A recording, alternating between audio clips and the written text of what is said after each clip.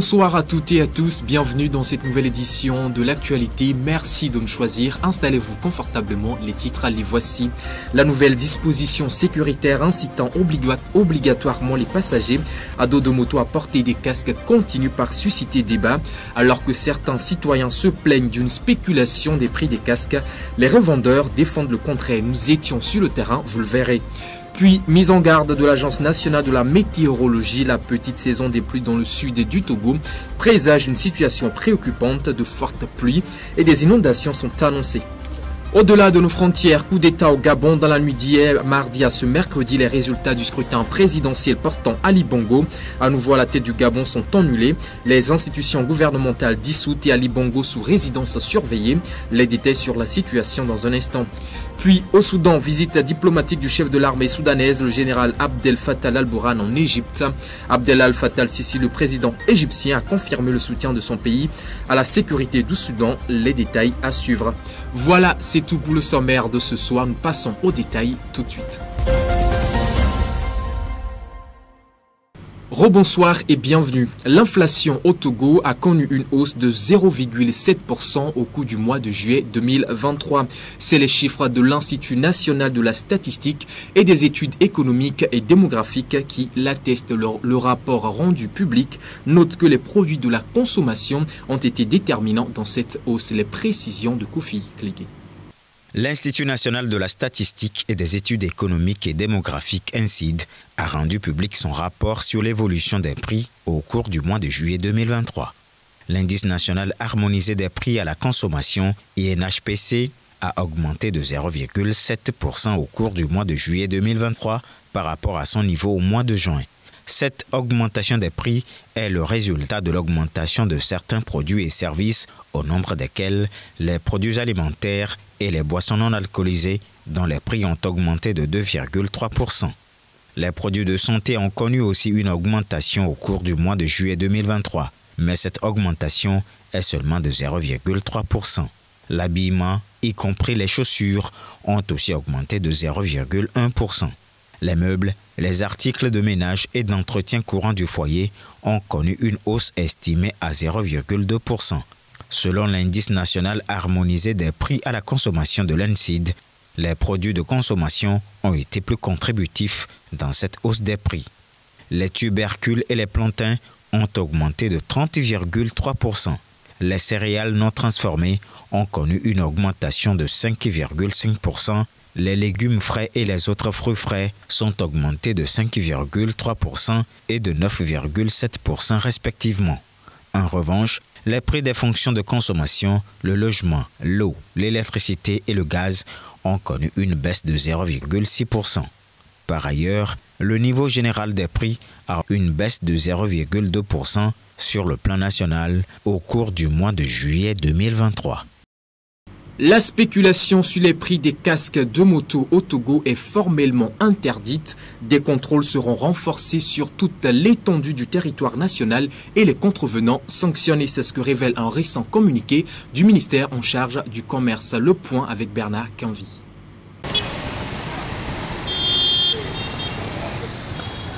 Depuis le lundi dernier, le non-port du casque par les passagers des motos est devenu passible de sanctions sur toute l'étendue du territoire. En effet, il y a de cela quelques semaines, l'autorité togolaise a rendu obligatoire le port du casque pour toutes les personnes à moto, une mesure qui vise à réduire les risques d'accidents graves. Dès lors, certains casques ont vu leur prix passer de 5 000 à 7 000 francs CFA, voire plus. Ça m'a coûté 5 000 francs. Il a deux casques. Ça dit un casque à 5 000. Donc les deux, ça fait 10 000 francs. Les gens disent que nous avons augmenté le prix des casques. Ce n'est pas du tout vrai. Il y a plusieurs types de casques. Le plus bas prix, c'est à 5 000. Ces spéculations pèsent énormément sur les consommateurs. Face à la situation, le ministre du Commerce décide de taper du poing sur la table. Selon le ministre Kodjo Adedje du Commerce, de l'Industrie et de la Consommation locale, cette pratique est strictement interdite. Il rassure tous les usagers des engins et casques que des contrôles s'effectuent sur l'ensemble du territoire national et les contrevenants seront sévèrement sanctionnés conformément à la réglementation en vigueur. Les casques de 5 000 peuvent être subventionnés par le gouvernement. Ils peuvent nous aider à les acheter à partir de 1 500 francs puisque c'est notre vie qui est en jeu. L'achat des casques est très important, mais il faut aussi que le gouvernement nous accompagne. C'est vrai qu'il veut protéger notre vie à partir de cette mesure, mais il faut nécessairement une subvention des casques. Même la police nationale annonce qu'elle ne sera pas tendre avec les spéculateurs des prix des casques. Elle compte traquer les commerçants malhonnêtes. Par ailleurs, la LCT, la Ligue des consommateurs du Togo, recommande aux autorités d'accompagner les populations en plafonnant les prix des casques. Et on en parlait au titre, l'Agence nationale de la météorologie a fait part des prévisions sur la petite saison de pluie dans le sud du Togo. Démarrage précoce et fin tardive anormale, forte pluie, risque d'inondation mais aussi des précautions à prendre. Les détails dans ce reportage de Promise Komebe commenté par Félicité Chaplin. L'ensemble du territoire togolais va connaître de septembre à novembre une situation pluviométrique excédentaire à tendance normale. C'est ce que vient de révéler l'Agence nationale de la météorologie, ANAMET. Selon elle, dans le sud Togo, les prévisions révèlent un démarrage précoce anormal de la petite saison pluvieuse des pluies dans toute la zone bimodale, mais également une fin tardive anormale de la saison dans les régions plateaux et maritimes. Des séquences sèches-pauses, pluviométriques longues, à tendance moyenne en début et vers la fin de la saison sont attendues dans toute la zone. L'on pourra observer des écoulements excédentaires sur le plan hydrologique dans tous les bassins fluviaux du Togo. Les agriculteurs devront favoriser la culture des plantes à cycle court et semer dès les premières pluies utiles. Face au risque d'inondation et de débordement, les populations, surtout les riverains des zones à risque, devront prendre des mesures pour se mettre à l'abri et limiter au maximum les dégâts que ces pluies pourront entraîner. Il faudra également veiller à la gestion rationnelle des sources en eau afin d'assurer les besoins des barrages hydroélectriques et des aménagements hydro-agricoles. Estimé à 75 000 poches de sang pour le Togo par an, le besoin en sang continue toujours pas se faire sentir. Le Grand Lomé, par exemple, a besoin de 45 000 poches de sang. Tout ceci, malgré les appels aux dons de sang, le fossé reste encore grand à combler. Les détails de Kofi Kligé.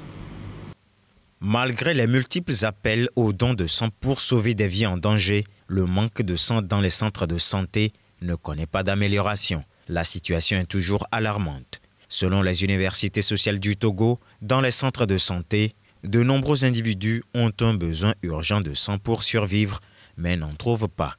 La multiplication des accidents de circulation augmente chaque jour le besoin en sang pour soulager les blessés. Selon les chiffres du Centre national de transfusion sanguine CNTS, un déficit annuel de 21 000 poches de sang est enregistré. Au Togo, le besoin en poches de sang est estimé à 75 000 poches de sang par an. Pour la zone du Grand Lomé, 45 000 poches de sang sont nécessaires pour sauver ceux qui en ont besoin. Cependant, sur les 75 000 poches de sang dont a besoin le pays par an, près de 70% de la commande est satisfait. En 2020, seulement 36 000 poches de sang avaient été collectées suite aux diverses mobilisations autour de la question de pénurie de sang. Il faut noter aussi que les opérations de don de sang ne connaissent pas assez d'engouement. Au moment où certains s'y prêtent volontiers, d'autres hésitent toujours. Ces derniers pensent que le don de sang aurait des effets secondaires sur leur santé. Quant aux parturientes, les hémorragies sont les premières causes de décès chez les femmes. Quant aux nouveau-nés, l'anémie est la première cause de décès chez les enfants atteints de paludisme et les drépanocytaires, rappellent les responsables sanitaires. Actualité au-delà de nos frontières à présent. Depuis la matinée de ce mercredi, une dizaine de militaires gabonais ont annoncé la fin du régime Ali Bongo. Une annonce faite à la suite de la proclamation des résultats du scrutin présidentiel qui portait une nouvelle fois Ali Bongo à la tête du Gabon. Les militaires ont annoncé dans le courant de la journée que le président déchu était en résidence surveillée. Les comptes rendus. Le général Brice Oligui Nguema, chef de la garde républicaine, porté en triomphe mercredi par des centaines de militaires au Gabon, alors que le suspense sur le sort d'Ali Bongo vient d'être levé. Communiqué du Comité pour la transition et la restauration des institutions. Il est porté à la connaissance de la communauté nationale et internationale que M. Ali Bongo Ondimba est gardé en résidence surveillée. Il est entouré de sa famille et de ses médecins. Après 14 ans de pouvoir, Ali Bongo vient d'être renversé par ceux-là même qui assuraient sa sécurité. Des dignitaires de son régime sont mis aux arrêts, dont son fils Noureddine Bongo Valentin. Ils sont notamment poursuivis pour haute trahison contre les institutions de l'État, détournement massif des deniers publics, malversation financière internationale en bande organisée, faux et usage de faux, falsification de la signature du président de la République, corruption active, trafic de stupéfiants. Le gouvernement français, par la voix de son porte-parole, a condamné mercredi le coup d'État en cours au Gabon.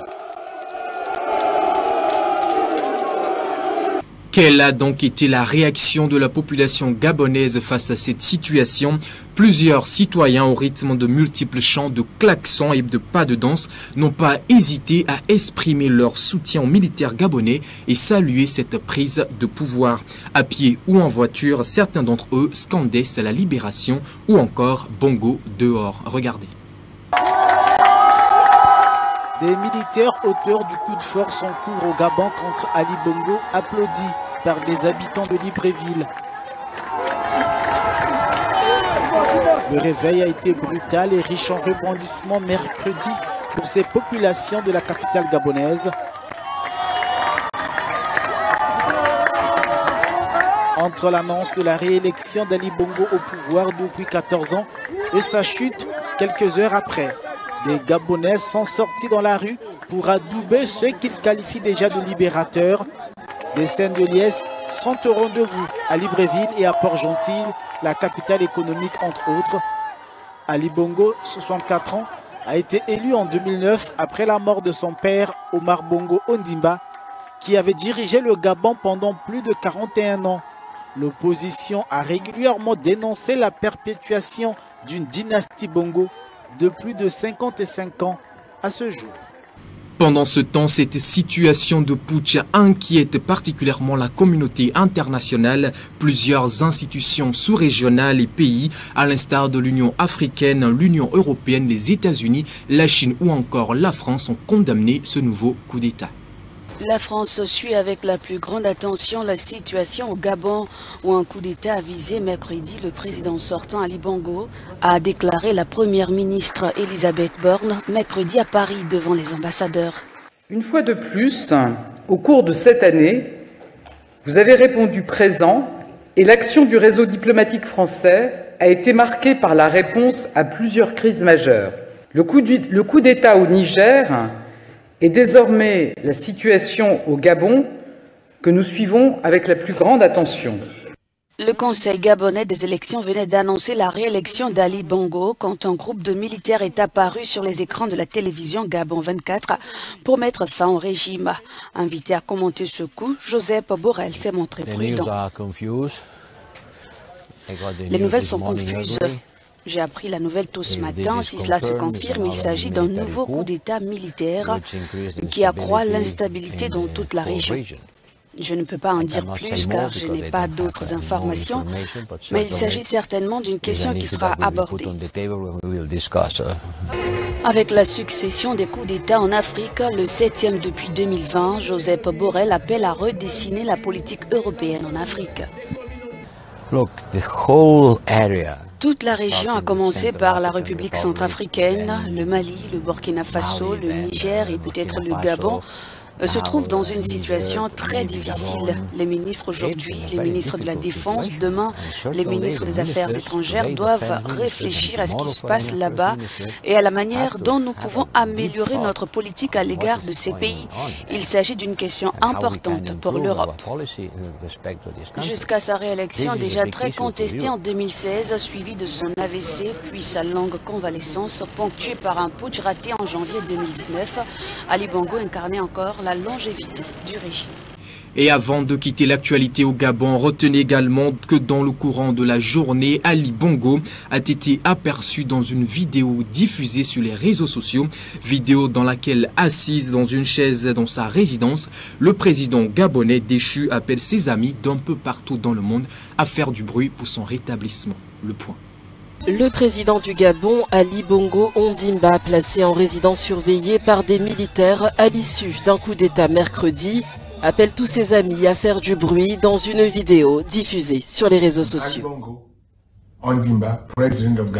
Je suis Ali Bongo Ondimba, président du Gabon, et j'envoie un message à tous les amis que nous avons, partout dans le monde, pour leur dire de faire du bruit, car les gens ici m'ont arrêté, moi et ma famille. Mon fils est quelque part, ma femme est ailleurs et je suis à la résidence. Et rien ne se passe. Et je ne sais pas ce qui se passe. Alors je vous appelle à faire du bruit, vraiment. Je vous remercie. Rassurez-vous, c'en est fini pour l'actualité au Gabon. Nous partons à présent pour le Soudan.